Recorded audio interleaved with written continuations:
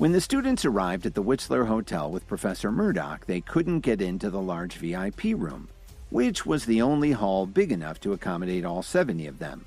Mike Tripp was embarrassed because he didn't have VIP access, and Penny Sutherland's call to cook was rejected. They were about to give up when Kevin handed his card to one of the employees. She was shocked for a moment and couldn't speak. Finally, she asked, "Sir, is this card really yours?" "What's wrong?" Kevin frowned as he replied. "This is the card Mr. Cook gave me. Is there a problem with it?" The concierge didn't answer Kevin's question right away. She walked around the counter and handed him his card as she explained. "I'm sorry, sir. I didn't know you had a VIP card. Please accept my apologies for this misunderstanding." The students who heard this thought that it was a joke. Had Kevin stolen the card from the Jones family? That wasn't possible, they thought, because Kevin's in-laws weren't aristocratic enough to have one. "So then where did Kevin get this card from?" Luther asked. Lionel started to question him too. "Kevin, this card has got to be..." Before he could finish, Kevin asked the concierge, "Can you please open the private room now?" "Of course. We'll take care of that right away. Everything will be ready in just a moment," she replied with cheerful promptness as she turned around to send someone upstairs to prepare the room. What surprised her was that out of all of the well-dressed students, it was the shabby one who didn't look like he belonged there who actually had the VIP card. She felt lucky to have a chance to remedy the situation before Kevin was offended. The head server came down a few minutes later to lead the group up to the top floor. When they got to the VIP room, he handed Kevin's card back to him and wished him a pleasant meal. "How did you ever get lucky enough to find a card like that?" Mike asked him in a sarcastic tone. Kevin's classmates thought Mike was right. After all, how could a good-for-nothing like him have gotten one of those cards legitimately? "Well, why don't you go out and find one yourself?" Kevin said coldly. He just didn't understand why everyone was still making fun of him right after he'd helped them all out. But then he told himself that it wouldn't matter anyway if he fought back. After all, they weren't even on the same level as him. Mike gave up and walked over to the entrance to ask the waiters to bring some menus for the group. But because Professor Murdock was there, everyone hesitated to place their orders. "Why don't you order for us, Professor?" Mike offered graciously. "We're not in school, Mike. Don't be shy just because I'm here. This is supposed to be fun," Professor Murdock responded as she gently gave him back the menu. Penny sat quietly off to the side and didn't have the slightest intention of ordering. Kevin was completely left out and nobody even bothered to give him a menu. Suddenly someone shouted, "Wow, they actually have a... You can't get that anywhere else around here." Kevin spat his water out when he heard his classmate say that. It was the same wine that Jason had ordered for all of the tables when the Jones family was celebrating Lily's contract with Williams Media. At $20,000 a bottle, the exclusive French wine was so expensive that they all had to chip in to help pay the bill. "It's my treat. Get whatever you want," Mike proudly declared. He had no idea what he was getting himself into. Even Penny gave him a strange look when she heard him say that. When the food and drinks were carried out to the tables, Mike stood up to give everyone a toast. As he raised his glass, he glanced down at the bill. "What the hell is this? $375,000? $300,000 for 15 bottles of wine?" Mike said to himself. Somehow he managed to look calm as he processed all of this. Then Lionel made an announcement. "Hey, everyone, listen to me. Take a look at this wonderful feast. Who else would be this generous? I think we should just elect Mike student leader right now so we can save ourselves the time tomorrow in class." The students all seemed to agree with him. But they weren't fools, and they knew exactly why Mike was treating them. Mike was very happy to see this. At least the expense would be worth it. He waved his hand and acted like it was no big deal. "Don't make such a fuss over me. After all, Professor Murdock has the final say in the election. I'm just treating the class so we can all get to know each other better." "Don't be so modest, Mike. Who's better qualified to be our class leader?" Luther chimed in. The rest of the students just sat there quietly and watched the show that the three of them were putting on. But they didn't want to seem ungrateful, so they were willing to go along with the idea of electing Mike to the position. Since no one has any objections, then how could I decline? But let's just call it a temporary position. If anyone feels that I'm not carrying my weight, just say so, Mike declared as he raised his glass to toast his classmates. Professor Murdock stayed out of the discussion and quietly observed her students as they drank their wine and socialized with each other. Meanwhile, Penny just sat quietly by the window, nursing her glass demurely. Her classmates were too intimidated by her to go up and talk to her. While this was going on, Mike took Lionel aside and asked him to go down to his car and bring back a red gift box that he'd left in the trunk. Lionel came back a few minutes later and handed it to his friend. Then Mike carried the box over to Professor Murdock and told her, "Please accept this small gift from me, Professor." His classmates all started to whisper to each other.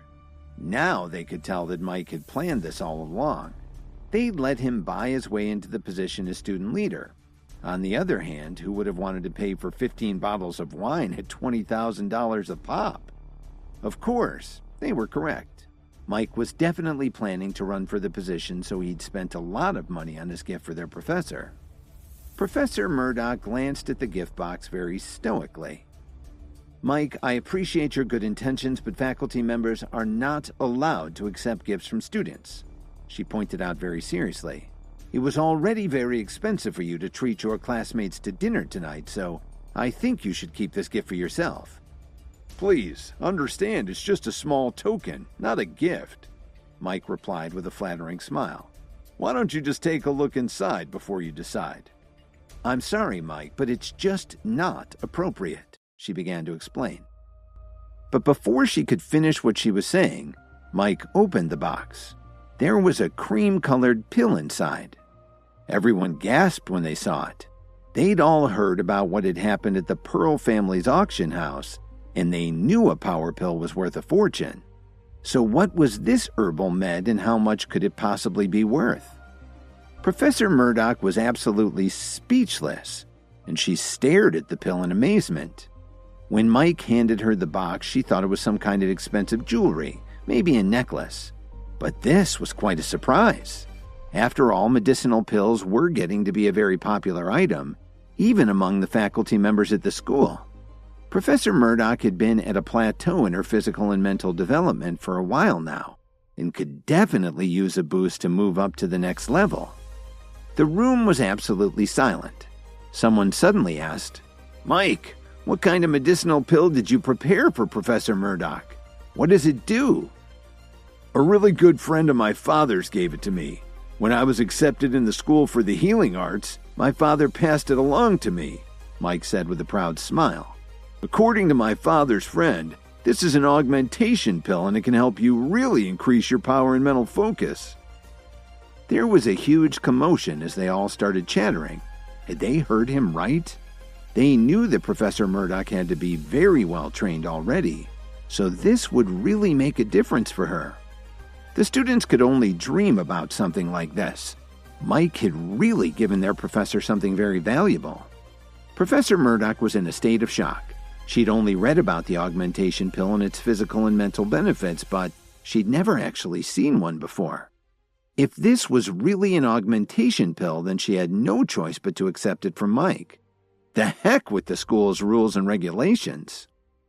The way Professor Murdock saw it, if she gave Mike a recommendation in exchange for the pill, then it wasn't really a gift. With her connections, there were a lot of strings she could pull to help him. Her mind was spinning with all sorts of ridiculous ideas.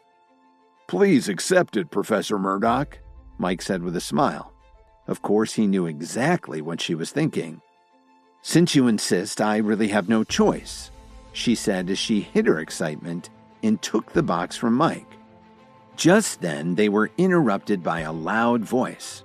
"Professor Murdock, you can't take that pill." Everyone was stunned and turned to see who had spoken. It was Kevin. He quickly walked over to Professor Murdock and closely examined the pill in the box.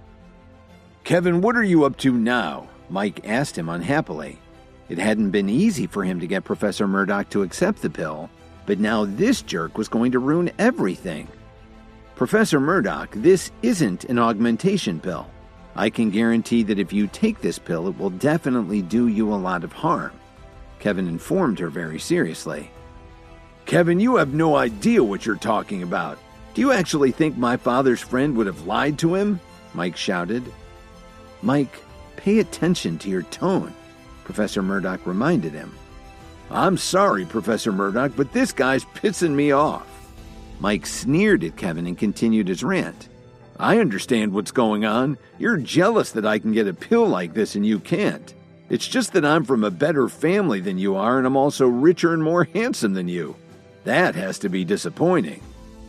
You think you're more handsome than me? Everyone knows that just isn't true. Kevin teased him. What do you mean by that? Mike retorted as he slammed his fist on the table. Don't be angry, Mike. This whole thing really isn't worth it.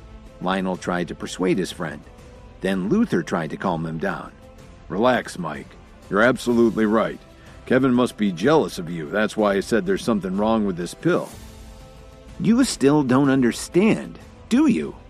Both you and your father were cheated by someone. This isn't an augmentation pill at all, Kevin told them bluntly. An augmentation pill is more of a light blue color. Plus it contains some floral ingredients which gives it a beautiful fragrance. Take another look at the medicinal pill you just gave our professor, Kevin continued. It's obviously the wrong color and has no fragrance at all. They were all stunned to hear him say this. Even Penny reacted and stared keenly at Kevin. Mike thought about what Kevin had said and his frown turned into a vicious sneer. I really didn't expect you to go this far just out of jealousy. Let me ask you something. Have you ever actually seen an augmentation pill with your own eyes? Mike asked him. What makes you think you know so much about them? Ignoring Mike's questions, Kevin turned around and looked at Professor Murdock. Professor, if you believe me, you'll give this pill back to Mike. But please don't blame him for it. After all, he and his father were both deceived. But if you don't believe me, then go right ahead and take the pill. Not only had Kevin seen an augmentation pill before, but he'd actually made one and taken it too. He decided not to argue with Mike because he didn't want to stoop to his level. As they say, let sleeping dogs lie. There was no way he could convince Mike he'd made a mistake. And Kevin couldn't slip a real augmentation pill into the box right now anyway, so the best he could do was to warn Professor Murdock. After all, she'd already gone through years of training and study, so there's no way she'd be tempted to take the pill. Or would she? Please subscribe to the Pocket FM YouTube channel and press the bell icon for instant notification. Check out our channel for more such exciting shows.